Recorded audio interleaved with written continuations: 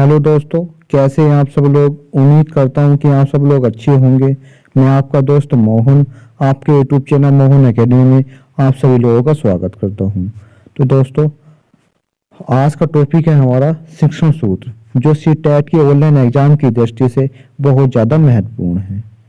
तो दोस्तों, हमारे सीटेट की सभी वीडियो के विषय की प्लेलिस्ट का लिंक नीचे डिस्क्रिप्शन में दिया हुआ है। आप डिस्क्रिप्शन में जाकर के सभी विषय की वीडियो देख सकते हैं, जो सीटेट के ऑनलाइन एग्जाम की दृष्टि से सभी विषय की वीडियो बहुत ज़्यादा महत्वपूर्ण है। तो दोस्तों, जितने भी हमारे नए दोस्त चैनल पर नए जुड़े हैं, वे सभी लोग चैनल को सब्सक्राइब कर लें और वीडियो को लाइक करें। तो देखते हैं शिक्षण सूत्र के बारे में। तो शिक्षण सूत्र क्या होता है। शिक्षण या अधिगम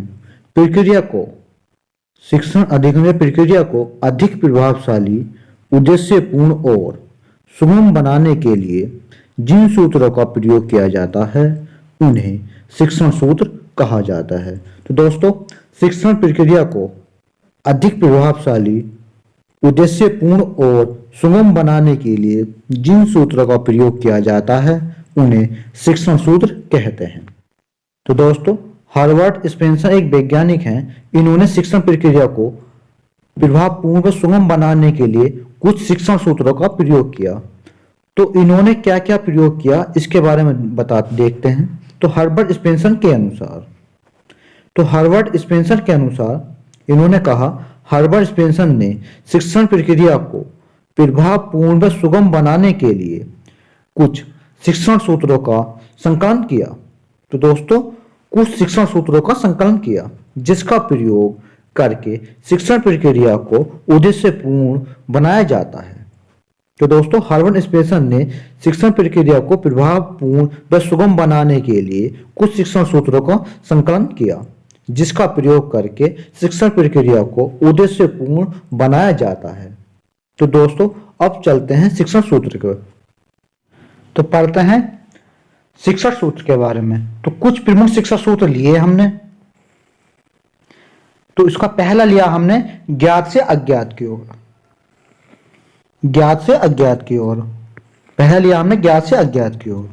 तो दोस्तों, शिक्षा सूत्र में ही उसका अर्थ छुपा होता है, जैसे ज्ञात से अज्ञात की ओर।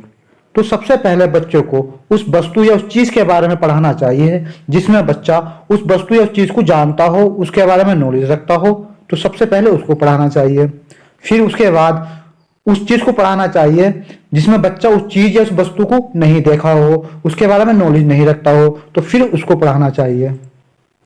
इस सूत्र में बालक के पूर्व ज्ञान को आधार मानकर, तो इस सूत्र के अनुसार दोस्तों, बालक के पूर्व ज्ञान को आधार मानकर नया ज्ञान की नींव रखी जाती है। अर्थात बालक जो कुछ भी जानता है उसी को आधार मानकर, मतलब जो बच्चा जो ज्ञान जानता है उसी ज्ञान को आधार मानकर सिखाना चाहिए जो वह नहीं जानता है। तो दोस्तों, बालक के पूर्व ज्ञान को जानकर, जो पहले जो है बच्चे के पूर्व ज्ञान को जान करके उसी ज्ञान को आधार मानकर नया ज्ञान प्रदान करना चाहिए। तो दोस्तों, जैसे कोई ये वस्तु है, अब इस वस्तु को जो है बच्चा जो है भलीभांति जानता है, वो इसके गुणों के बारे में जानता है, इसको वस्तु को देखी हुई है बच्चे ने, और इसके सभी चीज के सभी पार्ट को जानता है। तो सबसे पहले शुरुआत करी जाए तो सबसे पहले इसी वस्तु से शुरुआत की जाए। इसके बाद कोई दूसरी वस्तु है ये, और दूसरी वस्तु जो है इसके बारे में बच्चा नहीं जानता, इसको देखी हुई भी नहीं, वस्तु के प्रत्यक्ष रूप से देखी हुई भी नहीं है। तो फिर क्या है, इस वस्तु को पढ़ाना चाहिए टीचर को, और इसकी काल्पनिक चीजों के बारे में, इसकी बनावट के बारे में, इसके पार्ट के बारे में, सभी डिटेल के बारे में पढ़ाना चाहिए। तो कहने का अर्थ यह है, बच्चों को सबसे पहले ज्ञान उस चीज का देना चाहिए जो बच्चा उस चीज को जानता हो, फिर जो है उस चीज पर ज्ञान देना चाहिए जो बच्चा उस चीज के बारे में नहीं जानता है। तो अगला शिक्षण सूत्र है हमारा मूर्त से अमूर्त की ओर। दोस्तों, मूर्त से अमूर्त की ओर। तो सबसे पहले देखते हैं हम मूर्त का अर्थ क्या होता है, अमूर्त का अर्थ क्या होता है। तो मूर्त का अर्थ होता है प्रत्यक्ष वस्तु। तो प्रत्यक्ष वस्तु किसे कहते हैं, जिसे हम अपनी आंखों के द्वारा देख सकते हैं, जिसे हम अपने हाथों के द्वारा छू सकते हैं, तो वो क्या कहलाएगी, प्रत्यक्ष वस्तु कहलाएगी। अब देखते हैं अमूर्त का अर्थ क्या होता है। तो अमूर्त का अर्थ होता है जिसे हम अपने हाथों के द्वारा छू नहीं सकते, जिसे हम अपनी आंखों के द्वारा देख नहीं सकते, तो वो क्या कहलाएगा, अप्रत्यक्ष वस्तु कहलाएगी। तो जैसे दोस्तों मैं आपको पढ़ा रहा हूं, तो आप सिर्फ मुझे क्या है, आवाज ही सुन पा रहे हो, तो मैं आपके लिए क्या हो गया, अप्रत्यक्ष हो गया। तो इस शिक्षण सूत्र में दोस्तों, इस शिक्षण सूत्र में बच्चे को पहले वह ज्ञान देना चाहिए जो उसके सामने मौजूद हो, जिसे वह छू सके। तो दोस्तों सबसे पहले बच्चों को वह ज्ञान देना चाहिए जो उसके सामने मौजूद हो, जिसे वह छू सके, जिसे वह अपनी आंखों के द्वारा देख सके। तो सबसे पहले ज्ञान वह देना चाहिए। उसके बाद उसे कल्पनाशील यानी अमूर्त ज्ञान देना चाहिए।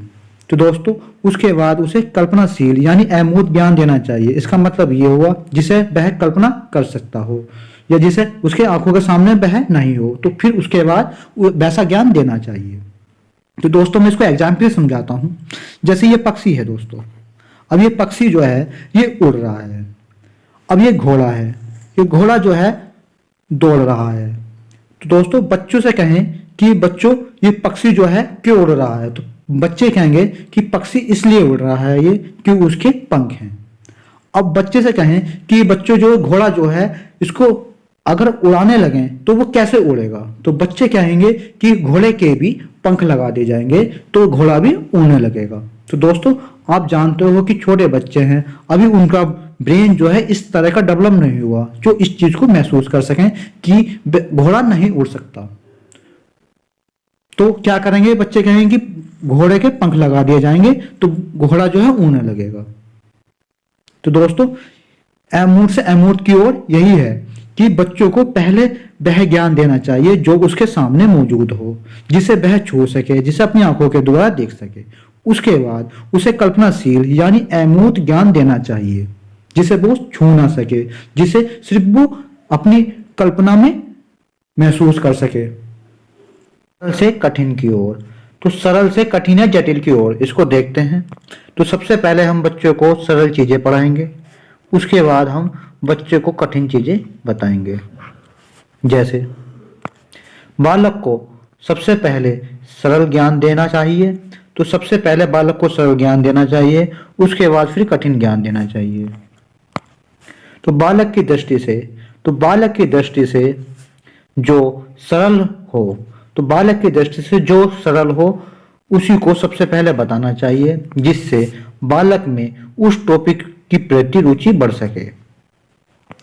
दोस्तों सबसे पहले बालक को सरल ज्ञान देना चाहिए जिससे छात्रों में उस टॉपिक के प्रति रुचि बढ़ सके। दोस्तों इसको हम मैथ के या गणित के एग्जाम्पल से समझते हैं और अच्छे समझ में आएगा इसको।